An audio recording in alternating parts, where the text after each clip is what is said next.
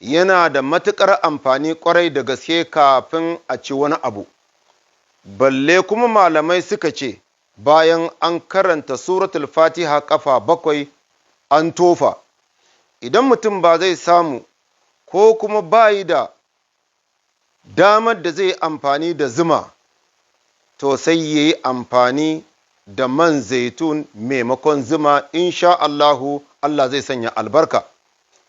Ga yadda za a yi, idan ka tashi ko kuma kika tashi da safe, ka samu ruwan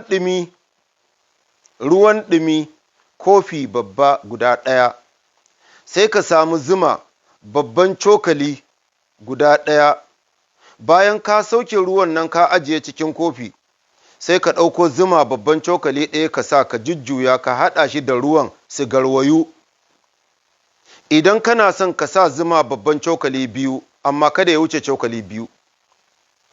Idan ka ɗau kofin nan ka kusantar da shi zuwa bakinka, ka fara karanta a'udhu billahi minash shaitanir rajim, bismillahir rahmanir rahim, ka karanta alhamdulillahi rabbil alamin sai ka tofa, ar-rahmanir rahim ka tofa, maliki yawmiddin ka tofa, iyyaka na'budu wa iyyaka nasta'in ka tofa, har zuwa ƙarshen ayoyi 7 na cikin suratul Fatiha.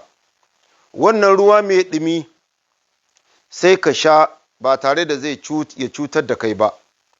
Kafin ka ci wani abu, sai bayan rabin awa sannan za ka yi breakfast.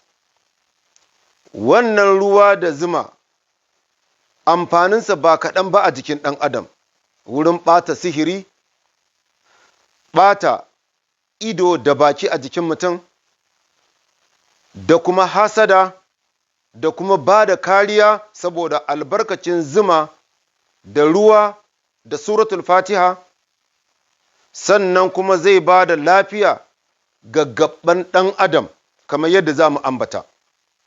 Na farko, shan zuma da ruwan ɗumi da safe kafin breakfast yakan ɓata sihiri insha Allah, yakan ɓata tasiri na ido da baki kambun baka a jikin mutum, yakan kare ko kuma gusar da alamar hasada daga jikin ɗan adam. Sannan kuma yana amfani wurin ƙarawa jiki nishaɗi, sannan yana ƙarfafa immune system na mutum, ma'ana garkuwa na jikin ɗan adam yana samun ƙarfi da ci gaba. Sannan yakan ƙara energy a jikin ɗan adam, sannan zai ƙara nishaɗi, zai gusar da duk wani cuta wanda ya shafi maƙoƙoro ko kuma hanci insha Allah, da kuma cutar tari.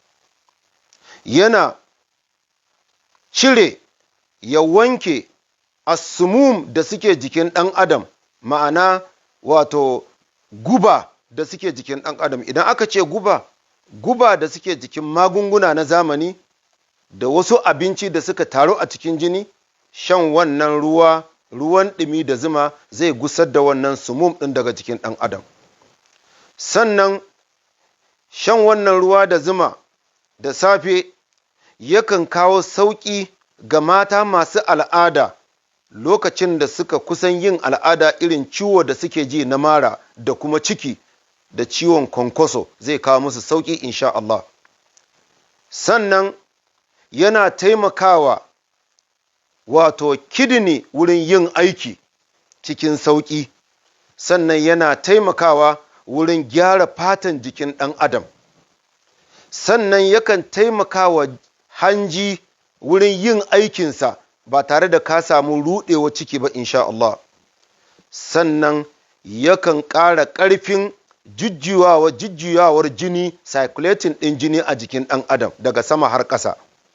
Sannan yakan ƙarfafa aikin zuciya, yakan ƙarfafa sharayinul qalb, jijiyoyi da suke jikin zuciya masu gudanar da jini insha Allah. Saboda haka ‘yan uwa musulmi, wannan abu ne wanda Allah ya sauƙaƙa min na karanta su cikin littattafai mashhurai wanda malamai suka rubuta, duniya ta yadda da littattafan, ina mai roƙon duk wanda ya samu wannan saƙo ya idar da wannan saƙo ga ɗan uwansa musulmi mace ko namiji, la'alla za a amfana da wannan bayani. Sannan ina roƙo duk wanda wannan bayani ya isa gare shi, ba na buƙatan komai daga gare shi, illa ya taimaka min da addu'a da roƙon Allah. Addu'ar da nake buƙata shi ne Allah ya sa idan na zo cikawa, in cika da kalma ta la ilaha illallah Muhammadun Rasulullah, ta zama kalmata ta ƙarshe. A ƙarshe ina addu'ar Allah ya ba mu kariya, Allah ya tsare mu da tsarewarsa, marasa lafiya Allah ya ba su cikakken lafiya, Allah ya sanya katanga mai ƙarfi tsakaninmu da masu son cutar da mu ta sihiri ko ido ko kuma hasada. Wa sallallahu wa sallama ala Muhammad wa ala alihi wa sahbihi ajma'in. Wassalamu alaikum wa rahmatullahi wa barakatuh.